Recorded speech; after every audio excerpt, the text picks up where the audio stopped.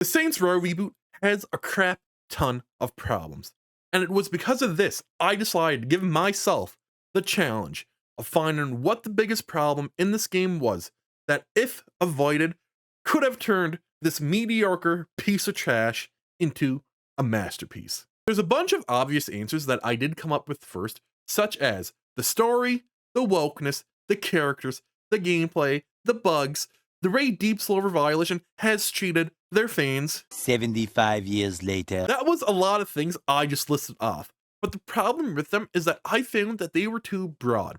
The point of this video was to give myself a challenge, and I felt that if I picked one of these topics, that'd kind of be a cheap way to get this video out. I wanted to get my old noggin thinking. Then it hit me. Something I had said in my Saints Row Afterthoughts video. It is something that got the gears turning in my head, which is exactly something I wanted.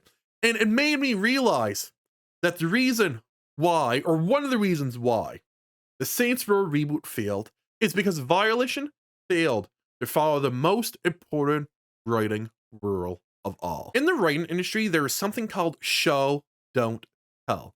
When writing fiction, it is very important to keep this in mind. The idea behind this is that instead of telling us certain things, like what the character is feeling, what their personality is like, all that stuff, we are to be shown it. An example of telling would be a sentence like Logan sat down waiting anxiously. Instead of showing us the emotions behind anxiety, we are told that he's just anxious, which is a big no-no. Instead of doing this, you would show the feeling of anxiety instead. A good example of this would be a sentence like, Logan sat down, his eyes darted around the room, desperately looking for an escape.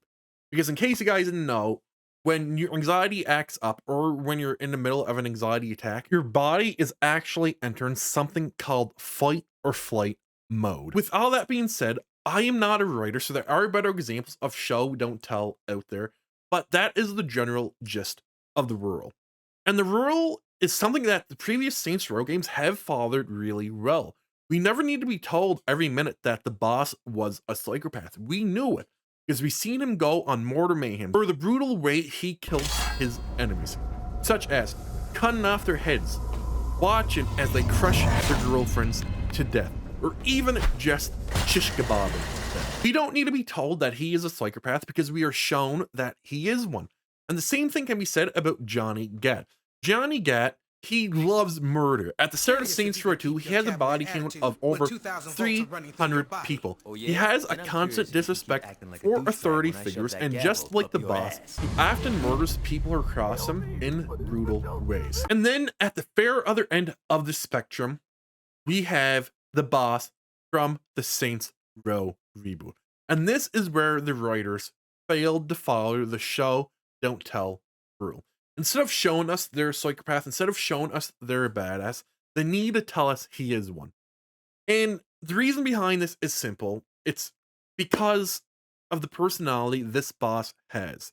Deep Silver Violation had tried to humanize him, and that is where they went wrong with this game. It feels like there was two personalities picked out for this boss.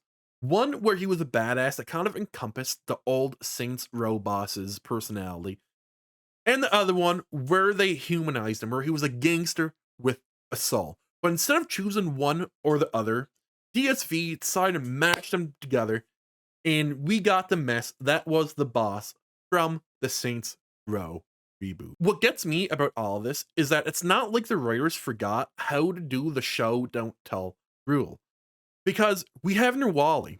As soon as we are introduced to this character, we know that he is a psychopath. He is worthless.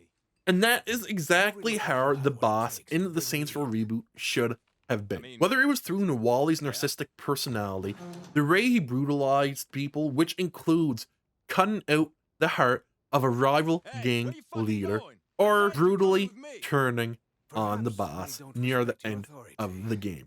We never need to be told that he is a psychopath. What was great about the original boss, about the original Saints, was that they didn't care who you were. If you stood in their way, you were dead. They didn't care about the law. They had PMCs try and take them out, and they fought back. They had crooked politicians trying to take them out. None of that mattered. They were criminals, they were gangsters, and we were shown that. If Show Don't Tell was followed for the boss's personality, this game would have been completely different.